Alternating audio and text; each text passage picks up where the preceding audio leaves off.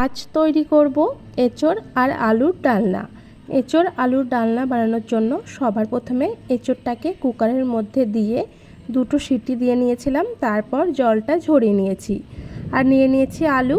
এখানে কিছু মশলা আমি বেটে রেখেছি, যেমন টমেটো বাটা, আদা রসুন কাঁচা লঙ্কা বাটা, পেঁয়াজ বাটা, নিয়েছি টক দই।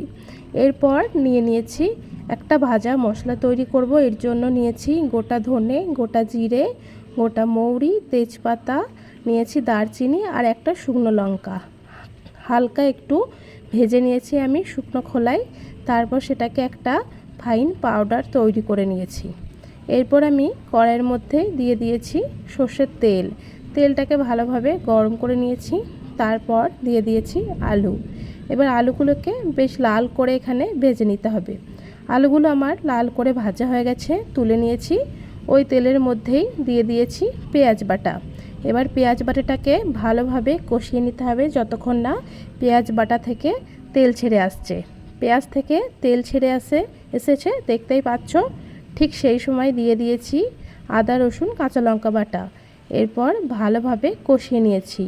তারপর আমি দিয়ে দিয়েছি টমেটো বাটা। এবার টমেটো বাটাটাকে আদা রসুন পেঁয়াজের সাথে ভালোভাবে কিছুক্ষণ ধরে কষিয়ে নিতে হবে যতক্ষণ না তেল ছেড়ে এসেছে। তেল ছেড়ে এসেছে মশলা থেকে, ঠিক সেই সময় দিয়ে দিয়েছি পরিমাণ মতো লবণ, হলুদ গুঁড়ো আর দিয়েছি লঙ্কার গুঁড়ো। এরপর ভালোভাবে কষিয়ে নিয়েছি। তারপর দিয়ে দিয়েছি স্বাদ অনুযায়ী একটু চিনি। চিনিটা দিলে টেস্টটা একটু ভালো হয়, আর যেহেতু আমি টক দই ব্যবহার করছি তাই চিনিটা দিতেই হবে। তারপর দিয়ে দিয়েছি ফেটিয়ে রাখা টক দই, ভালোভাবে মিশিয়ে নিয়েছি। তারপর সিদ্ধ করা এঁচোড় আর ভেজে রাখা আলুটা দিয়ে দিয়েছি। এরপর ভালোভাবে কষিয়ে নিতে হবে যতক্ষণ না মশলা থেকে আবারও তেলটা ছেড়ে আসছে। দেখো এখানে কষানো হয়ে গেছে। ঠিক সেই সময় আমি দিয়ে দিয়েছি যে মশলাটা আগে থেকে করে রেখেছিলাম, সেই পাউডারটা দিয়ে দিয়েছি। তারপর কিছুক্ষণ ধরে আমি নেড়ে নিয়েছি। এই সময় দিয়ে দেব কাসুরি মেথি। কাসুরি মেথিটা দিলে কিন্তু বেশ ভালো একটা টেস্ট আসে। এরপর ভালোভাবে আবারও কিছুক্ষণ ধরে আমি নেড়ে নেব। তারপর আমি পরিমাণ মতো জল দিয়ে দেব।